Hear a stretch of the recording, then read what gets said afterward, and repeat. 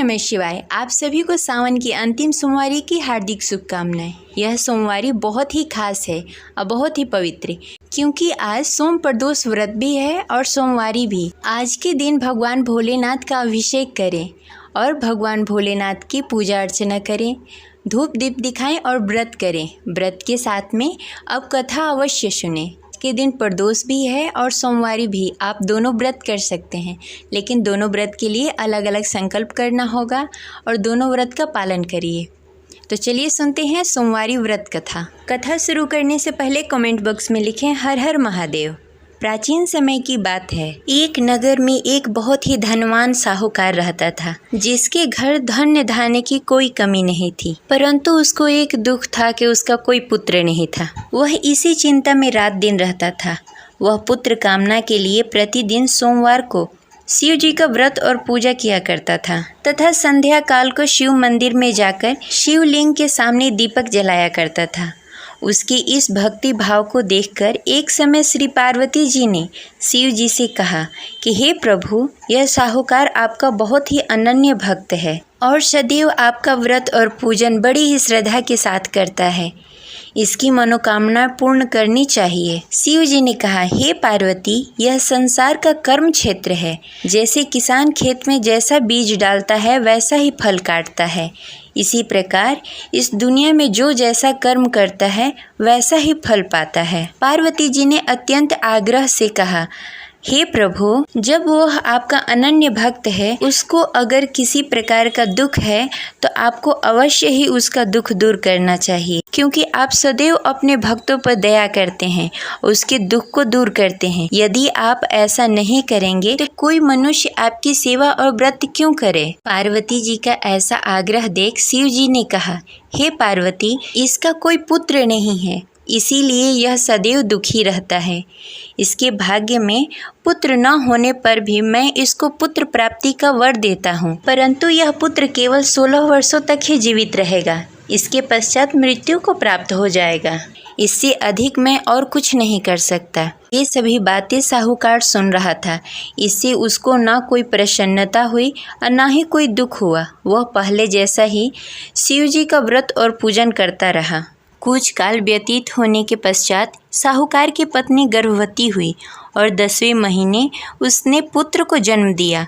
साहूकार के घर में बहुत ही खुशी मनाई गई, परंतु साहूकार उसके 16 साल की आयु जानकर कुछ अधिक प्रसन्न नहीं हुआ। यह बातें उसके घर वालों को मालूम नहीं था। विद्वान पंडितों ने उसका पुत्र का नाम अमर रखा। जब अमर 12 वर्ष का हुआ तो उसे शिक्षा प्राप्त करने के लिए काशी भेजने का निश्चय हुआ। व्यापारी ने अमर के मामा को बुलाया और कहा कि अमर को शिक्षा प्राप्त करने के लिए काशी छोड़ आओ। अमर अपने मामा के साथ शिक्षा प्राप्त करने के लिए चला गया। रास्ते में जहां अमर और उसके मामा विश्राम करने के लिए ठहरते, वहीं यज्ञ करते और ब्राह्मणों को भोजन कराते। लंबी यात्रा के बाद अमर और उसके मामा एक नगर में पहुंचे। उस नगर में राजा की कन्या के विवाह की खुशी में सभी नगर को सजाया गया था। निश्चित समय पे बारात आ गई, लेकिन वर का पिता अपने बेटे की एक आंख से काने होने के कारण बहुत चिंतित था। उसे इस बात का भय सता रहा था कि राजा को इस बात का पता न चले, कहीं वह विवाह से इनकार न कर दे, इससे उसकी बदनामी होगी। वर के पिता ने अमर को देखा। उसके मस्तिष्क में एक विचार आया। उसने सोचा, क्यों न इस लड़के को दुल्हा बनाकर राजकुमारी से विवाह करा दूं। विवाह के बाद उसको धन देकर विदा कर दूंगा और राजकुमारी को अपने नगर ले जाऊंगा। वर के पिता ने इसी संबंध में अमर और उसके मामा से बातें। अमर के मामा ने धन मिलने के लालच में वर के पिता की बातें मान ली। अमर को दूल्हे का वस्त्र पहनाकर राजकुमारी चंद्रिका से विवाह करा दिया। राजा ने बहुत सारा धन देकर राजकुमारी को विदा किया। अमर जब लौट रहा था तो सच नहीं छिपा सका और उसने राजकुमारी की ओढ़नी पर लिख दिया, राजकुमारी चंद्रिका, आपका विवाह मेरे साथ हुआ है। मैं काशी शिक्षा प्राप्त करने के लिए जा रहा हूँ। अब तुम्हें जिस नवयुवक की पत्नी बनना पड़ेगा वह काना है। जब राजकुमारी ने अपनी ओढ़नी पर लिखा हुआ पढ़ा तो उसके काने लड़के के साथ जाने से इनकार कर दिया। राजा ने सब बातें जानकर राजकुमारी को महल में रख लिया और उधर अमर अपने मामा के साथ काशी पहुंच गया। अमर ने गुरुकुल में पढ़ना शुरू कर दिया। जब अमर की आयु 16 वर्ष पूरी हो गई, उसने एक यज्ञ किया। यज्ञ की समाप्ति पर ब्राह्मणों को भोजन कराया और सभी को अन्न और वस्त्र दान किए। रात्रि को अमर अपने शयन कक्ष में सोने के लिए चला गया। शिव जी के वरदान के अनुसार शयन अवस्था में अमर के प्राण पखेरु उड़ गए।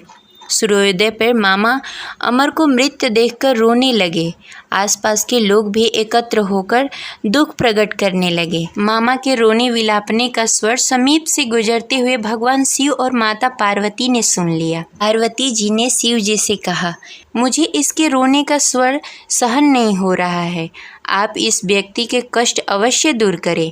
भगवान शिव जी ने पार्वती जी के साथ अदृश्य रूप में समीप जाकर अमर को देखा तो पार्वती जी से बोला, हे पार्वती, यह तो वही व्यापारी का पुत्र है।